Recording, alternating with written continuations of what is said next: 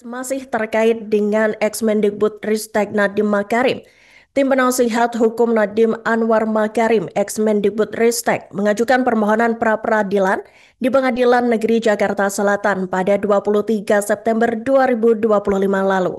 Sebagai informasi, Tribuners, pra-peradilan adalah mekanisme hukum dalam sistem peradilan pidana Indonesia yang memberikan wewenang kepada pengadilan negeri untuk menguji dan memutus sah atau tidaknya tindakan aparat penegak hukum selama proses penyidikan dan penuntutan. Terkait itu, kuasa hukum Nadiem Dr. Dodi Els Abdul Qadir menegaskan terdapat 7 alasan yang membuat penetapan tersangka terhadap Nadiem tidak sah dan tidak mengikat secara hukum. Yang pertama, Tribuners, penetapan tersangka tidak disertai hasil audit perhitungan kerugian keuangan negara yang bersifat nyata oleh Badan Pemeriksa Keuangan atau BPK atau Badan Pengawasan Keuangan dan Pembangunan BPKP. Dan dikatakan Dodi Tribuners pada Senin 29 September 2025, audit ini menjadi syarat mutlak untuk menentukan adanya kerugian keuangan negara yang menjadi salah satu syarat dari pemenuhan 2 alat bukti yang dipersyaratkan.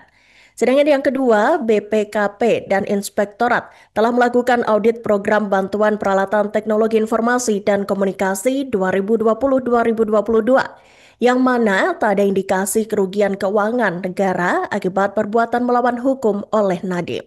Hasil ini kemudian diperkuat Tribuners dengan laporan keuangan Kemendikbudristek 2019-2022 yang memberikan status atau opini wajar tanpa pengecualian.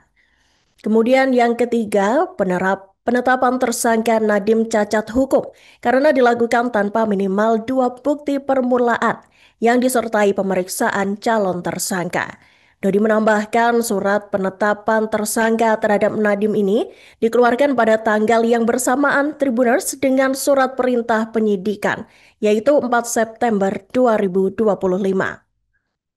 Kemudian yang keempat, surat pemberitahuan dimulainya penyidikan tidak pernah diterbitkan atau Nadiem hingga saat ini tidak pernah menerimanya.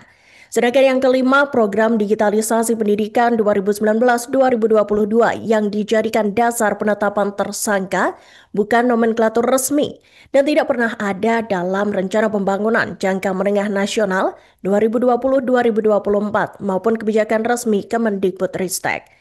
Kemudian yang keenam, pencantuman status Nadiem dalam surat penetapan tersangka sebagai karyawan swasta tidak tepat dan tidak jelas.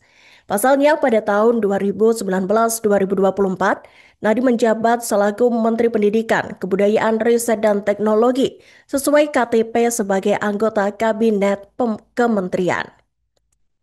Kemudian yang ketujuh, Nadiem memiliki identitas dan domisili jelas dan selama ini berlaku kooperatif serta telah dicekal sehingga tidak mungkin melarikan diri. Download Tribun X sekarang, menghadirkan lokal menjadi Indonesia.